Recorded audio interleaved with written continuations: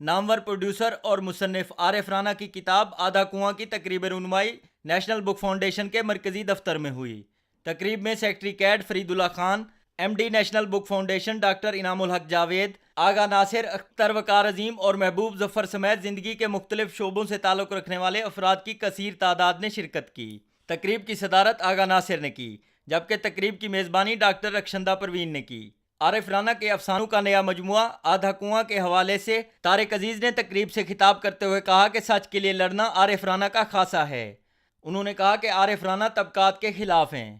Metro one news سے گفتگو کرتے ہوئے طارق عزیز کا کہنا تھا، عارف رانا کو 4-5 سال سے آسٹریلیا میں تھا اور وہاں اس نے بیٹھ کر یہ کتاب لکھی، اور اس پر حیرت ہوتی ہے کہ پوری کتاب میں کہیں مغربی ثقافت کا، ان کی طرز زندگی کا، کسی مے خانے کا، کسی مے خار کا کہیں نام نہیں آیا۔ جتنے حوالے، جتنی باتیں ہوئیں وہ اسی زمین سے پھوٹیں، اسی زمین کے لوگوں کی باتیں ہوئیں۔ یہ اس کتاب کی بہت بڑی کامیابی ہے۔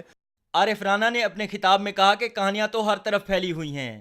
انہوں نے کہا کہ زندگی کے تجربات لکھتے رہے اور آج وہ کتاب کی صورت میں سامنے آ گئے ہیں۔ مجھے اپنی مٹی سے پیار ہے، میں چاہے کہیں بھی رہوں، لکھوں گا تو اپنی مٹی کے لیے، پڑھوں گا تو اپنی مٹی کے لیے۔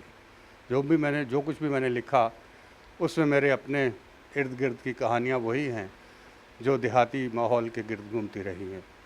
تو اس حوالے سے وہاں کی تہذیب اور وہاں کے لوگ ہو سکتا ہے مجھے اچھے نہ لگے ہوں، کہانیاں تو وہاں بھی بہت تھیں، لیکن لکھنے کا جب وقت آیا تو میں نے صرف اپنی ہی مٹی کا انتخاب کیا۔ کسی بھی معاشرے کی بقا کے لیے کتاب کے فروغ کو ایک خاص اہمیت حاصل ہے۔ کیمرامین منظور بلتی کے ساتھ Aslam Chandio, metro one news, اسلام آباد۔